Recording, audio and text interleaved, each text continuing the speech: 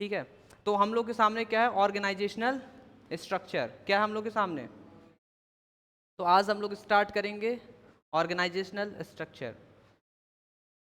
तो देखिए सबसे पहला क्या लिखा हुआ है, कह रहा ऑर्गेनाइजेशनल स्ट्रक्चर क्या होता है, क्या बोल रहा है, ऑर्गेनाइजेशनल स्ट्रक्चर क्या होता है। कह रहा when the manager are performing organising function and organisational structure get created automatically with which define the job position the authority responsibility of different employees. आप लोग अपने स्कूल में गए हैं, जब स्कूल में सारे लोग अपना अपना काम करने लगते हैं तो वहाँ पे ना एक स्ट्रक्चर बन जाता है। एग्जाम्पल दे रहे समझिएगा, आप लोग स्कूल में गए, आपको पता है कि कहाँ पे फीस जमा होता है, आपको पता है कि कहाँ पे प्रिंसिपल बैठते हैं, आपको पता है कि वो कहाँ पे डायरेक्टर सर बैठते हैं, और आपको पता है कि कहाँ पे मैनेजर सर बैठते हैं। ठीक है, आपको ये भी पता है कि कोऑर्डिनेटर का ऑफिस कहाँ है। ये जो अलग अलग जगह बना हुआ, आपको ये भी पता है कि कौन सा क्लास किधर है और किस क्लास में टीचर्स पढ़ा रहे हैं, क्या कर रहे हैं, क्लासेस चल रहा है, ये सर हैं, वो मैम है, ये जो पूरा काम हो रहा है ना सिस्टमेटिक तरीके से, वही है स्ट्रक्चर, वही है स्ट्रक्चर। आप स्कूल के अंदर घुसेंगे तो किसी और स्कूल क्या है, स्कूल इज अ ऑर्गेनाइजेशन, संस्था है एक जो बच्चों को सर्विस प्रोवाइड करता है एजुकेशन में। क्लियर है। तो ऑर्गेनाइजेशन के अंदर जो भी जैसा भी चल रहा है, सब कुछ चल रहा है, वो जो क्रिएट हो रखा है कि ऑफिस इधर है, ऐसे ऐसे क्लासेस चलते हैं, ये सब उसी को क्या बोलते हैं हम लोग, स्ट्रक्चर, ऑर्गेनाइजेशनल स्ट्रक्चर। आप यहाँ पे बैठे हैं, इसको इस पूरे क्लास को हम लोग मानते हैं कि ये हमारा इंडस्ट्री है। ठीक है, आप जहाँ पे बैठे वो आपके सामने जो बेंच है उसको मानते हैं मशीन है। अब आप काम कर रहे हैं, हम इधर काम कर रहे हैं अपना खट खट खट खट, आप लोग अपना उधर मशीन ऑपरेट कर रहे हैं। समझ आ रहा है। अब यहाँ पे हम जो बैठे हैं, मान लीजिए हम कोऑर्डिनेटर हैं, आप लोग लोअर लेवल हैं, वर्कर हैं, काम कर रहे हैं। ठीक है, जल्दी जल्दी जल्दी जल्दी मशीन का काम कर रहे हैं, बोतल बना के देखिए, 2 बोतल बना के तैयार कर दी हैं। आ रहा समझ में। ठीक है, वो पीछे एक ये बैग बना के तैयार किए, पीछे एक और बैग, वो तो कुछ भी एग्जांपल ले लीजिए, समझ आना चाहिए। तो ये एक ऑर्गेनाइजेशनल स्ट्रक्चर है, क्या है। और इवन आप बात समझिए, हैप्पी कॉमर्स इंस्टीट्यूट, इंस्टीट्यूट, और ये भी इंस्टीट्यूट क्या है, एक तरह का ऑर्गेनाइजेशन, एक संस्था है जो आप लोग को सर्विस दे रहा है एजुकेशन में। ठीक है, अब आप इसके जब अंदर आते हैं तो आपको दिखा कि इस बाहर ऑफिस है, फिर यहाँ पे क्लासेस है, फिर इसके ऊपर लाइब्रेरी है। ठीक है, समझ आ रहा है। तो ये भी क्या है, ऑर्गेनाइजेशनल स्ट्रक्चर, ऑर्गेनाइजेशनल स्ट्रक्चर। समझ आया। एकदम नॉर्मल तरीके से अगर समझना है तो अपने होम स्ट्रक्चर को समझ लीजिए। घर में जाते हैं तो किधर किचन है, किधर रूम है। ठीक है, आ रहा समझ में। और अगर मम्मी गलती से आपके रूम में चली गई तो देखेंगे बिस्तर इधर का उधर है, पूरा गंदा किए हुए, कुरकुरे खा के इधर रैपर फेंके, इधर फेंके, उधर फेंके, मम्मी मारेगी धमाधम, एकदम रूम का स्ट्रक्चर खराब किया हुआ है, आ रहा है, सब गंदा कर दिया। ठीक है, तो बस सीधा सीधा समझ लीजिए कि आपके स्कूल में या ऑर्गेनाइजेशन के अंदर, जहाँ यहाँ जहाँ प्रोडक्शन होता है इंडस्ट्री के अंदर, बस कौन सी चीज़ें कहाँ रखी है, कैसे कैसे काम हो रहा है, उसी को क्या बोलते हैं, स्ट्रक्चर। आप अच्छे अच्छे मतलब जो भी किसी किसी मूवी में आप देखे होंगे कि लोग अपने अपने केबिन में काम कर रहे हैं, एक केबिन रहता है अपना काम करते, उसी के जस्ट बगल में और दूसरा केबिन रहता है, तीसरा केबिन रहता है, चौथा केबिन रहता है, काम करते करते फिर ऐसे घुमाते हैं, फिर बाद में थोड़ा सा कर लेते हैं। ठीक है, फिर ऐसे बैंक का देख लीजिए, बैंक भी एक संस्था ही है, ऑर्गेनाइजेशन है, तो उसके अंदर स्ट्रक्चर। ठीक है, कहीं कैश जमा हो रहा है तो कहीं लोन दिया जा रहा है, तो कहीं ब्रांच मैनेजर पूरा ऑफिस के अंदर बैठा है, अगल बगल पूरा शीशा है। ठीक है, तो वो क्या हो गया, स्ट्रक्चर। समझ आया। ठीक है, क्लियर है। उसी में क्या होता है, नेटवर्क ऑफ जॉब पोजीशन, क्या होता है, नेटवर्क ऑफ जॉब पोजीशन। इसका मतलब ये कि टॉप लेवल होते हैं, उसमें मिडिल लेवल लेते हैं और लोअर लेवल रहते हैं, वो पोजीशन सबका उसमें दिखता है सब कुछ। रिस्पॉन्सिबिलिटीज अथॉरिटी अलग अलग रहता है। अब सोचिए, टॉप लेवल पे ज़्यादा अथॉरिटी और रिस्पॉन्सिबिलिटी, मिडिल लेवल पे कम अथॉरिटी कम रिस्पॉन्सिबिलिटी, और सबसे नीचे सबसे कम और सबसे कम रिस्पॉन्सिबिलिटी। क्लियर है, समझ आया। तो इसको क्या कहते हैं, सिंपल सा, अगर आपसे कोई पूछा कि और ये ऑर्गेनाइजेशनल स्ट्रक्चर क्या होता है तो क्या बताएंगे आप लोग। हाँ, बस यही कि क्या लिखा है यहाँ पे कि organisational structure refers to the job positions, the authority responsibility of different employees, ऐसे बोल सकते हैं। नहीं तो दूसरा क्या बोल सकते हैं, refers to the network of job position responsibilities and authority at different level. Clear है। या एक और बोल सकते हैं कि as a framework within managerial and operational task are perform, कि स्ट्रक्चर, ऑर्गेनाइजेशनल स्ट्रक्चर वो होता है कि जहाँ पर काम होते हैं और जहाँ पे मैनेजमेंट होता है। समझ आया? क्लियर है? बताइए। अब आप कह रहे हैं कि सर स्पैन ऑफ मैनेजमेंट क्या होता है? क्या बोल रहे हैं? दिख रहा है ना सबसे ऊपर? बताइए। स्पैन ऑफ मैनेजमेंट पूछ रहे हैं आप लोग। क्या पूछ रहे हैं? स्पैन ऑफ मैनेजमेंट का मतलब होता है कि आप इस बताइए, इस क्लास में ज़्यादा से ज़्यादा कितने लोग बैठ जाएंगे? हमें लग रहा है ज़्यादा से ज़्यादा 30 लोग आराम से हो जाएंगे। हो जाएंगे 30 लोग? नहीं हो पाएंगे। अभी देख लेते हैं। 4 4 8 4 12 4 16 4 20 24 24 4 28 हो जाएंगे आराम से। 28 से 30 लोग हो जाएंगे, मतलब थोड़ा थोड़ा इसको और बढ़ा देंगे, आराम से हो जाएंगे 30 लोग। ठीक है? अब बात समझिए कि इस क्लास में 30 लोग बैठ जाएंगे, बट इंपॉर्टेंट नहीं है कि 30 लोग बैठेंगे, कितने बैठेंगे वो इंपॉर्टेंट नहीं है। इंपॉर्टेंट ये है कि हम कितने लोग को संभाल पाएंगे। जैसे एग्जाम्पल मान लीजिए कि 20 लोग हैं, तो 20 लोग को तो हम संभाल ले रहे हैं डांट के, शांत रहिए ऐसे वैसे, या कहानी सुना सुना के शांत कर ले रहे हैं। अब 20 से 30 हुए हैं, अगर हम 30 लोग को समझा पा रहे हैं तो उसको बोला जाएगा कि स्पैन ऑफ अ टीचर, कि एक टीचर का स्पैन कितना, मतलब एक टीचर कितने लोगों को संभाल पा रहा है। अब यहाँ पे जो लिखा है span of management, span of management का मतलब है कि एक मैनेजमेंट कितने एम्प्लॉयज़ को संभाल लेगा, उसका स्पैन। हाँ हाँ, मैनेजमेंट मैनेजमेंट मतलब एक मैनेजर, मैनेजमेंट का मतलब पूरा आ जाते हैं जितने टॉप लेवल पे हैं वो पूरा मैनेजमेंट कहलाता है। बट यहाँ पे जो अभी बात किया है एक ही लोग का बात कर रहा है कि एक मैनेजर के अंदर कितने एम्प्लॉयज़ काम कर रहे हैं और वो मैनेजर संभाल कितने पा रहा है। देखिए जैसे एग्जांपल ये देखिए लिखा है, ये देखिए कह रहा है span of management means how many employees और सब ordinates can be effectively managed by one manager.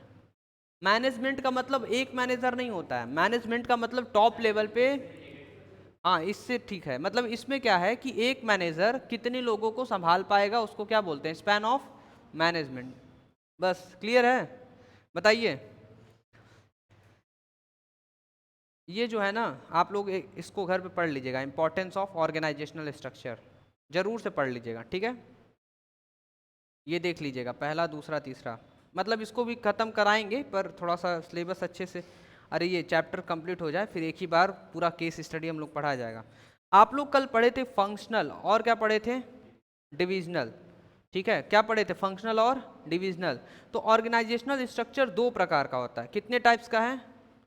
पहला टाइप्स फंक्शनल स्ट्रक्चर और दूसरा टाइप्स क्या है? Divisional structure. तो कल हम लोग डिस्कस कर ही चुके हैं, परसों भी किए थे कल भी किए थे। फंक्शनल में क्या होता है कि जिसका काम मिलता है वो सारे लोगों को एक डिपार्टमेंट में डाल देते हैं। कॉमन वर्क जो कॉमन टास्क रहता है उसको क्या करते हैं? एक डिपार्टमेंट में डाल देते हैं, तो उसको क्या बोलते हैं? Functional structure. जैसे एग्जाम्पल जो भी हम बोले हैं वह लिखा है कि नहीं लिखा वो भी तो समझना है। देखिए when the activities or jobs are grouped keeping in mind the functions, उसका काम, और दी जॉब जो भी वो जॉब कर रहे हैं, then it is called functional structure. कह रहा है कि अगर सारे लोगों का जॉब मिल रहा है, एक्टिविटीज़ मिल रहा है, या जो भी जॉब का, हाँ जो जॉब मिल रहा है उनका सेम काम अगर मिल रहा है तो सभी को कहाँ रखा जाएगा? एक डिपार्टमेंट के अंदर। जैसे एग्जांपल बता ही चुके हैं, बहुत बार बता चुके हैं। ये कितने लोग हैं? 5 लोग हैं। ये 3 लोग कह रहे हैं कि हम प्रोडक्शन का काम करते हैं, तो इसको एक डिपार्टमेंट में डाल देंगे। कौन से डिपार्टमेंट में? Production department. बात खत्म। तो फंक्शनल तो समझ आ गया ना आपको? चलिए अब फंक्शनल जो है, फंक्शनल का इंपॉर्टेंस दिया है यहाँ पे। क्या दिया हुआ है बताइए? इंपॉर्टेंस। अब इसको समझ लेते हैं कि जो फंक्शनल स्ट्रक्चर है उसका इंपॉर्टेंस क्या होता है। पहला कह रहा है कि ऑक्यूपेशनल स्पेशलाइजेशन। आप ही बताइए, जब हम परचेस डिपार्टमेंट डालेंगे तो परचेस करते करते करते करते स्पेशलिस्ट नहीं हो जाएंगे? हो जाएंगे ना। तो बस वही लिखा है, since in functional structure emphasis is placed on specific function. कह रहा है एक स्पेसिफिक टास्क उनको करना होता है। जैसे परचेस करना तो परचेज ही करेंगे, डिपार्टमेंट परचेस डिपार्टमेंट क्या करेगा? सिर्फ परचेस करेगा। तो वो अपने स्पेसिफिक टास्क में क्या हो जाएगा? स्पेशलिस्ट हो जाएगा। क्या हो जाएगा? स्पेशलिस्ट। जैसे एग्जाम्पल हम कौन से डिपार्टमेंट में आते हैं? टीचिंग डिपार्टमेंट बोल सकते हैं। हमारा कौन सा डिपार्टमेंट? Teaching department. आ रहा समझ में? ऑफिस में नीचे जो सर बैठे हैं उनको क्या मान लेते हैं? मैनेजमेंट, वही मैनेज कर रहे हैं। ठीक है, क्लियर है? तो सबका डिपार्टमेंट अलग, हमारा सिर्फ टीचिंग काम है, तो हम पढ़ाते पढ़ाते पढ़ाते पढ़ाते एक्सपर्ट हो गए हैं। ठीक है, एक्सपर्ट हो गए हैं। क्लियर है? दूसरा क्या लिखा हुआ है? Promotes control and coordination with in department. क्या लिखा है? Promotes control and coordination. सोचिए कि आप एक डिपार्टमेंट बना रखे हैं, तो डिपार्टमेंट में एक हेड रहेगा कि नहीं रहेगा? तो डिपार्टमेंट के अंदर एक हेड है, तो वो हेड क्या करेगा?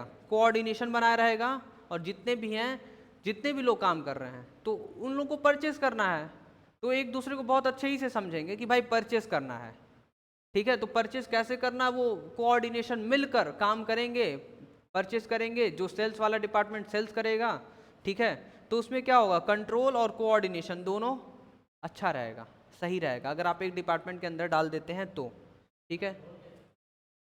प्रोमोट्स कंट्रोल, कंट्रोल का मतलब इसमें देख लेते हैं। Due to similar activity grouped in one department there is easy, कुछ लिखा भी तो नहीं है पर फिर भी हम बता रहे हैं, फिर भी हम बता रहे, समझिएगा, ठीक है।